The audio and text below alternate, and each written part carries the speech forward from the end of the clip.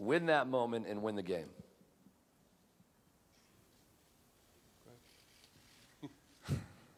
Because they have to, you know, if you're going to win the game. As you made the point. I mean, look at the Niners playoff games, look at their whole season, look at the Ravens playoff games, look at the whole season. It is about the players. It's about the players, you know, playing well, playing their best. And not just making big plays. Big plays are going to be a determiner in every single game, and who makes those plays, those will be the memorable moments. But it'll be all the little plays in between that make the difference.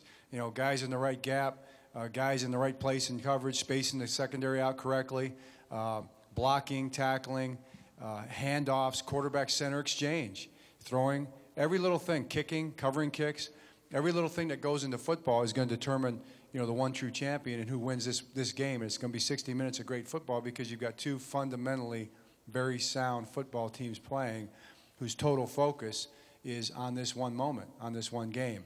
And within that, plays will come. Plays will come to guys, and guys will make plays. And the guys that make those plays will be the ones that end up winning the game, just as you said. Good morning, coaches. Stacey Dales, NFL Network. I'm curious to know what you both deem your greatest commonalities in philosophy and the biggest differences in philosophy. Philosophical commonalities? I'd be hard-pressed to spell philosophical right now. And I know we couldn't spell commonality at this point. You know, I would hope that you see it in the way our teams play. You know, to me, that'd be the biggest compliment or the biggest determinant. Just watch the two teams play. Watch the way the players conduct themselves, the things they say. Watch the way they practice. You know, Jim talked about their practices. Ours are the same. Meetings have been phenomenal. You know, but they've been that way all year. Nothing's changed. We've come out here and had the same week we have every single week. Hopefully just a little bit better.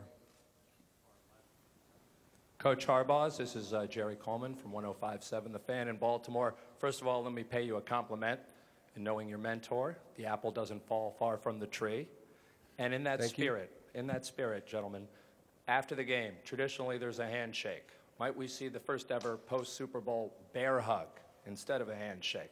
Will you guys be in the mood, one of you, after the game for that? I've given absolutely no consideration to the post-game handshake or bear hug or anything else. I've not thought about that for 1 second, Jerry. Have you, Jim? I have not. Good morning, guys. Sam Farmer of the Los Angeles Times.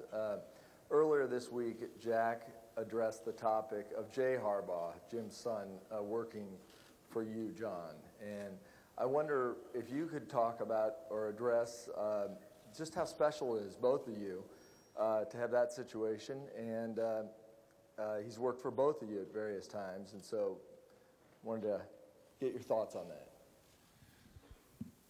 Well, I'm really, really thankful and proud at the same time that Jay is doing what he loves to do. You know, that is a real blessing, and he's doing it with the Baltimore Ravens, with a tremendous organization, great coaches around to mentor him and to teach him, and especially John being there and hiring him, and I hear he's doing a phenomenal job, which again I'm really, really proud of. And then this week, you know, it's been tough. I haven't been talking to him or calling him or anything. Sent him a few texts, just letting him know how I feel about him, and I don't want to get him where people are thinking that I'm talking to him. So, but I'm really proud that he's doing it. I've heard he's done a great job, and that means the world. Well, I'm appreciative that Jim, you know, allowed Jay to come out. You know, I've gotten to obviously know Jay his whole life. He did a great job at Oregon State. He was trained by Mike Riley there as a student coach all those years. And he's far better than even anticipated, and I knew he would be great at what he does. And the way we look at it, you talk about the philosophical difference or whatever, I think that maybe that'll tip the scale. Maybe that'll be our edge, you know, be Jay. He is really good, you know, and he's a hard-working guy. And he's excited I guarantee he's excited about the game and competing and all those things, just like he should be. Scott Wyckoff, WBAL Radio in Baltimore. For both the coaches, your team's been here for a week now. Have you gotten a sense from them that they've really got the feel for the resurgence, the renaissance of the city they're playing in, and the real importance of what their game is to the people here? And do they get an energy out of what this city's done for them?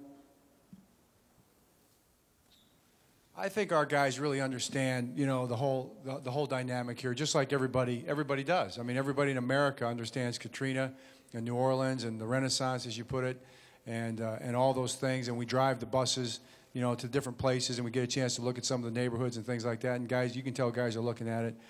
So it is important, and they have great respect for the people of New Orleans.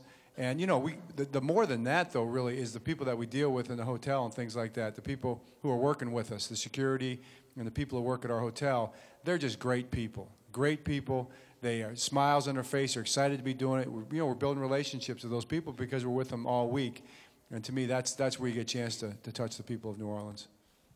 Yeah, I would say the same thing. Been just meeting people here. The hospitality has been tremendous, and I like the way they talk. And there's been a lot of great Super Bowls here. Look back at some of the highlights of 10 Super Bowls that have been played here. Big games. So we're understanding it. I think better our players, coaches. I know me personally, just the enormity of it. You know, the world's greatest sporting event this year, and you know, with what it has become, you know, the vision of you know, the founders of this game, and the vision that they had, the idea for this spectacle. I mean, they have mastered that, and you know, we're just proud for also just of your profession that everybody does such an amazing job. So great to be a part of. Now we want to win it. Jim, John, Ed Werder with ESPN. How often do you guys communicate during a season, and as you've discussed your teams during the course of the recent years, is there anything that any problem you've had with your team or insight you provided your brother that you now, in retrospect, wish you hadn't? I know Jim hasn't provided me with anything, I can guarantee you, that I remember. No, you know, we really, I don't think it really applies. You know, whatever we've talked about, you know, he's been very helpful. You know, we've run into some things at times, whether it might be schematic or it might be just being a head coach, just being in the position. Maybe it's, and even beyond that, just the normal personal stuff that any two brothers would talk about just life and family and all those kind of things. That's probably by far 95+% of our conversation, I would say. So I don't think there's too much to be made of that. It's nothing that would really apply to the game. Again, it does go back to the players. Jim's exactly right. It's going to be the guys out there, you know, on the field whose face is marred with blood and sweat and dust.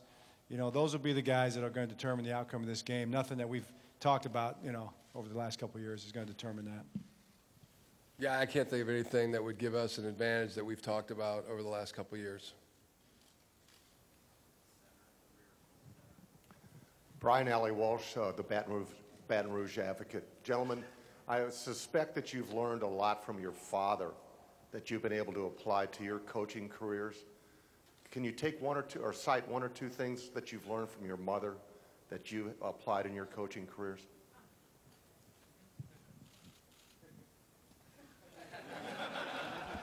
Well, there's nobody in the family that has more competitive fire than my mother, and she competes like a maniac. So I've learned, number one, that is that.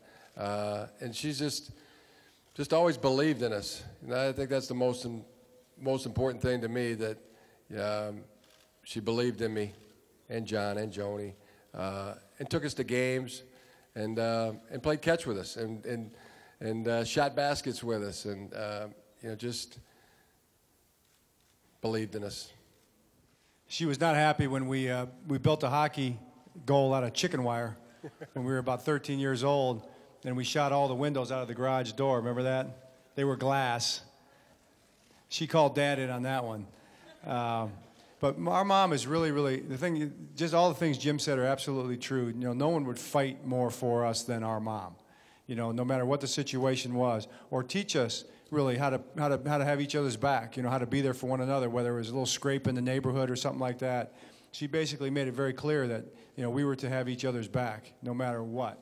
And that was our mom, because she was with us every single day. Dad worked a lot. He was around. We were with Dad. Mom took us to practices and all that, but Mom was with us all the time. And the other thing is just a really smart, very